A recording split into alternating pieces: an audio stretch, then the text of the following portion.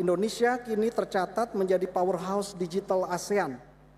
Kita menyumbang sekitar 40% dari nilai ekonomi digital di kawasan dan diproyeksikan akan terus meningkat.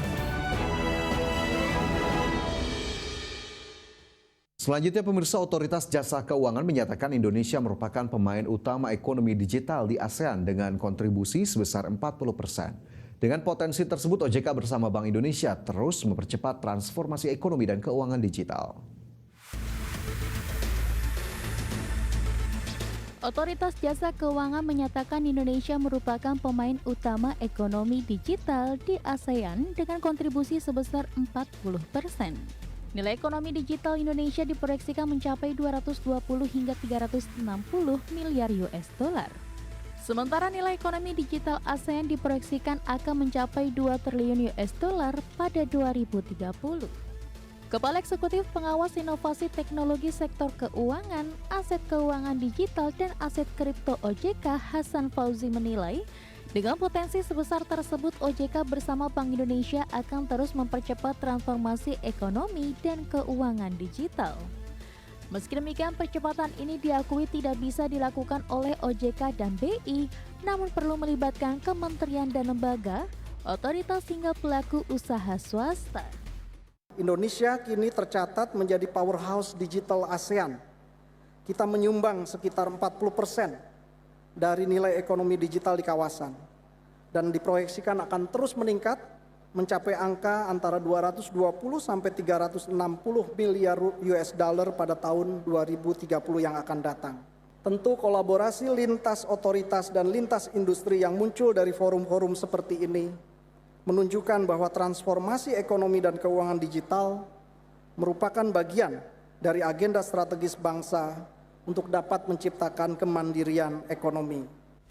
Hasan Fauzi memastikan percepatan ekonomi digital akan diimbangi dengan mitigasi risiko untuk melindungi konsumen atau nasabah. Selain itu akan dijamin pula stabilitas sistem keuangan nasional. Dari Jakarta, Tim Liputan IDX Channel. Pemirsa, Kementerian Pertanian telah mencabut izin 216 pengecer yang terbukti menjual pupuk di atas harga eceran tertinggi. Perlu diketahui, pemerintah telah menurunkan HET pupuk bersubsidi sebesar 10% yang berlaku sejak 22 Oktober 2025. Sebelumnya, Menteri Pertanian Andi Amran Sulaiman telah mencabut izin 190 pengecer yang menjual pupuk di atas HET. Dengan demikian, terdapat sekitar 216 pengecer yang telah ditindak oleh pihak Kementan. Mentan juga menyampaikan bahwa pemerintah terus berkomitmen untuk memperkuat pengawasan distribusi pupuk bersubsidi agar kedepannya tidak ada lagi pengecer yang menjual di atas HET. Bahkan ia akan memberikan peringatan keras kepada pihak yang melanggar aturan tersebut.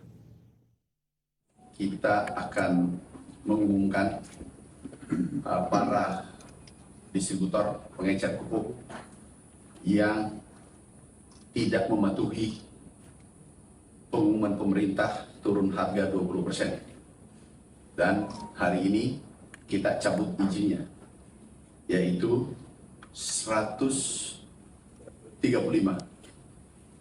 pengecer distributor yang kita cabut izinnya.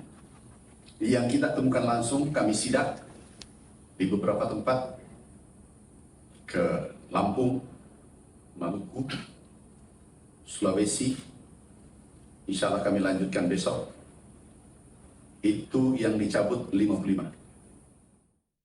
Badan Pusat Statistik memperkirakan produksi beras nasional sepanjang Januari hingga Desember 2025 akan mencapai 34,77 juta ton. Peningkatan produksi tersebut terjadi seiring dengan meningkatnya produksi padi Januari hingga Desember 2025. Badan Pusat Statistik memperkirakan produksi beras nasional sepanjang Januari hingga Desember 2025 akan mencapai 34,77 juta ton. Angka itu naik 4,15 juta ton dibandingkan produksi pada periode 2024 berdasarkan survei kerangka sampel area di Oktober 2025. Menurut Deputi Bidang Statistik Distribusi dan Jasa BPS Puji Ismartini, peningkatan produksi tersebut terjadi seiring dengan meningkatnya produksi pada Januari hingga Desember 2025 yang diperkirakan akan mencapai 60,34 juta ton gabah kering giling. Angka tersebut mengalami peningkatan sebesar 7,20 juta ton gabah kering giling atau 13,55% dibandingkan dengan periode yang sama tahun 2024. Demikian, potensi produksi beras sepanjang Januari hingga Desember tahun 2025 diperkirakan akan mencapai 34,77 juta ton atau mengalami peningkatan sebesar 4,15 juta ton atau 13,54% dibandingkan dengan periode yang sama tahun 2024.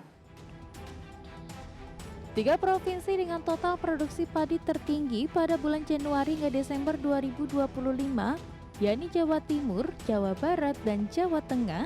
Sementara itu 3 provinsi dengan produksi padi terendah yakni Papua Pegunungan, Kepulauan Riau, dan Papua Barat Daya. Dari Jakarta, Tim Liputan IDX Channel. Menko Infrastruktur dan Pembangunan Kewilayahan Agus Harimurti Yudhoyono menyebut revitalisasi Pasar Induk Banyuwangi dapat selesai pada akhir tahun 2025, di mana pembangunan pasar baru tersebut diharapkan mampu menggerakkan perekonomian masyarakat setempat. Menteri Koordinator Bidang Infrastruktur dan Pembangunan Kewilayahan Agus Harimurti Yudhoyono menyebut revitalisasi Pasar Induk Banyuwangi dapat selesai pada akhir tahun 2025 mendatang, di mana wajah baru pasar induk tersebut diharapkan mampu menjadi motor penggerak ekonomi warga setempat. Dalam paparannya, Menko AHY melaporkan proses konstruksi telah berjalan selama 1 tahun terakhir dengan menelan biaya mencapai 152 miliar rupiah dan berdiri di atas lahan seluas 1 hektar yang terbagi menjadi 2 area utama, yaitu pasar basah di bagian selatan dan pasar kering di bagian utara. Secara keseluruhan nantinya akan terdapat sekitar 777 tenan yang bisa digunakan oleh masyarakat. Dan ada di areal kurang lebih 1 hektar terbagi 2. Tadi ada yang sudah kita lihat di bagian utara dan sekarang kita lihat di bagian selatan. Kurang lebih nanti akan ada 777 tenan atau lokal yang bisa digunakan. Kalau di sini untuk pasar basah, kalau yang tadi di utara itu adalah pasar kering. Nah, arsitekturnya menarik sekali karena tetap berusaha mempertahankan kekhasan Banyuwangi. Bahkan tadi ada sebagian yang juga dipertahankan sebagai heritage, sedangkan yang ini menjadi pasar modern tentunya dan 2 tingkat. Selain itu, AHY juga mengapresiasi desain pasar yang tetap mempertahankan ciri khas lokal Banyuwangi, termasuk elemen bangunan bersejarah meski sebagian lainnya mendapat sentuhan modern. Sebelumnya, proses revitalisasi Pasar Banyuwangi kembali dilanjutkan oleh Kementerian Pekerjaan Umum pada bulan Oktober 2024 setelah sempat tersendat dikarenakan adanya reorganisasi di seluruh kementerian. Dari Banyuwangi, Jawa Timur, Tim Liputan IDX Channel.